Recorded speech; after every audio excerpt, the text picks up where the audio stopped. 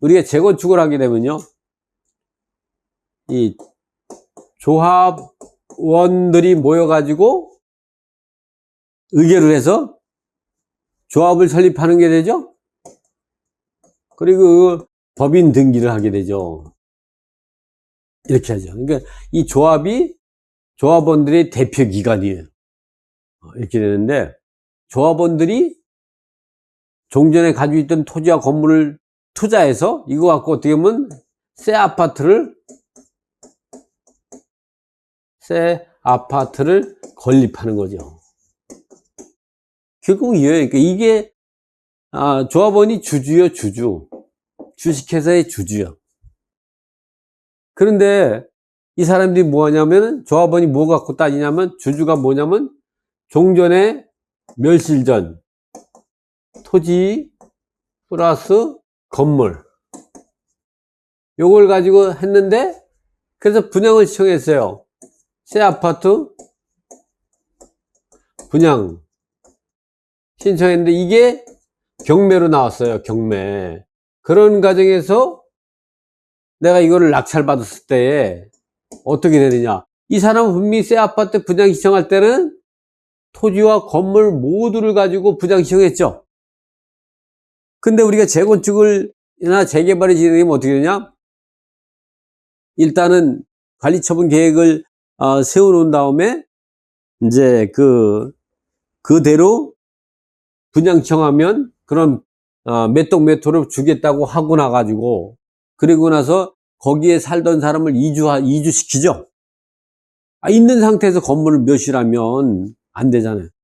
이주시키고 이 건물을 멸실하고 새로 건물을 신축하는 단계에서 관리처분 계획에 따라서 분양 신청을 하고 받고 몇 동 몇 호, 그리고 또 현금 청산할 사람은 청산하고, 그래서 이주시키고 건물을 멸실하고 새로운 건물을 신축하다 보니까, 우리가 보면 내가 주주가 토지와 건물을 모두 가지고 있는데 건물이 멸실됐어요. 그럼 토지만 있는 거죠. 그러면 이 종전 토지와 건물에, 분양 신청한 토지와 건물에 근저당을 설정을 해놨어요, 은행들이. 근데 건물이 멸실되니까 토지만 경매를 신청할 수밖에 없죠. 그럼 이게 토지에 의한 경매가 지내도 토지만 내가 낙찰받았다.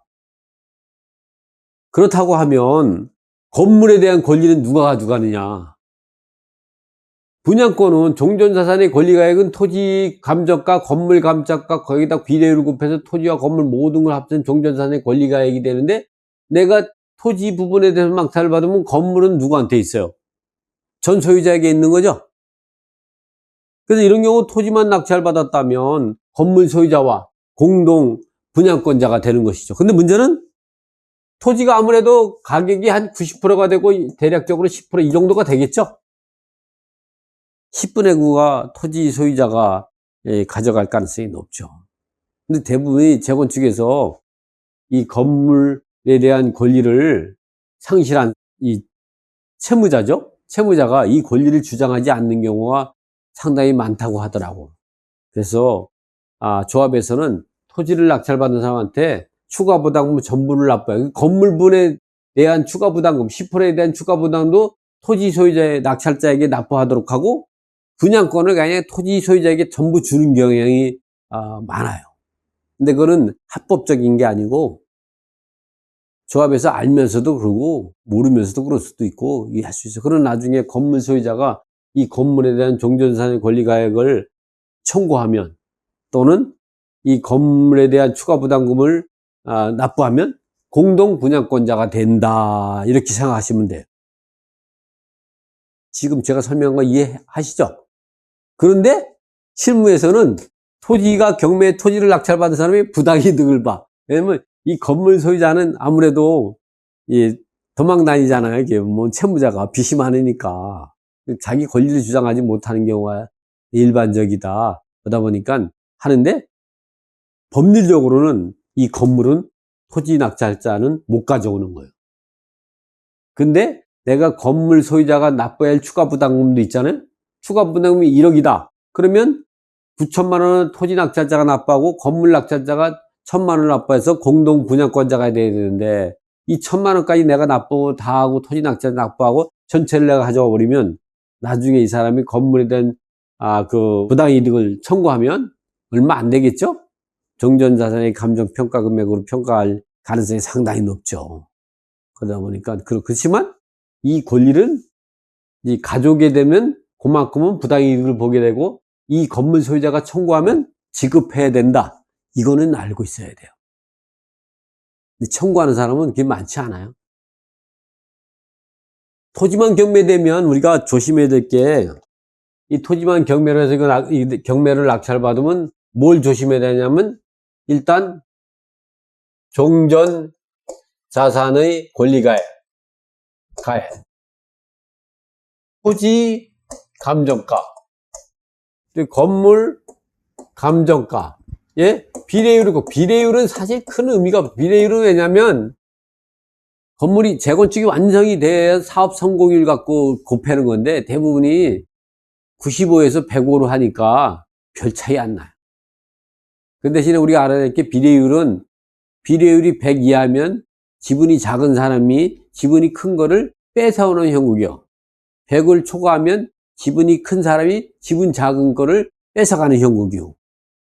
지분이 큰 사람이 유리한 거예요. 100을 넘으면. 100을 미만이면 지분 작은 사람이 유리하고. 이렇게 비례율 곱해서 종전자산의 권리가액을 하는데, 추가 부담금은 새 아파트에 대한 요 금액을 가지고 요 비례율, 요게 90%다. 요게 10%다. 뭐 이건 90%, 10%는 그냥 내가 예정한 거예요. 예를 들어. 땅값이 비싸니까.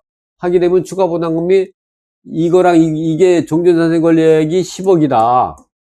이 아파트가 15억이다. 새로. 그러면 5억이잖아? 5억이면 5억에 대한 90%면 이게 4.5, 이거는 5천만 원이잖아요? 이렇게 되는 거죠. 이렇게 하는 거예요. 근데 내가 이제 토지를 낙찰받은 사람이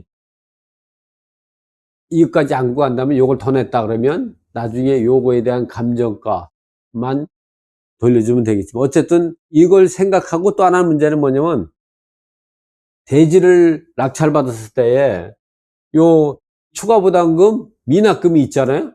미납금.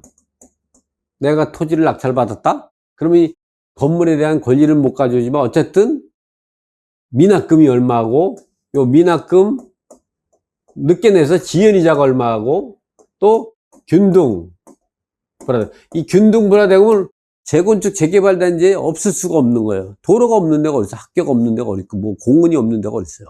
그거 다 불화받아야지. 불화받으면 이제 우리가 무허 건물을 불화받는 거는 200제곱미터까지 불화받고 나머지는 조합원의 종전자산의 권리가액 비율대로 나눠갔는데, 이게 도로나 이런 거는 그 무허 건물을 불화받는 게 아니기 때문에 이런 경우는 전체 조합원의 이 권리가액을 분모해 놓고 자기의 권리가액을 분자해 놔가지고 도로고 지분비를 곱해서 그 감정평가 금액 갖고 이제 그 종전자산에 합산하는 거예요. 이렇게 된다. 이렇게 이해하시면 돼.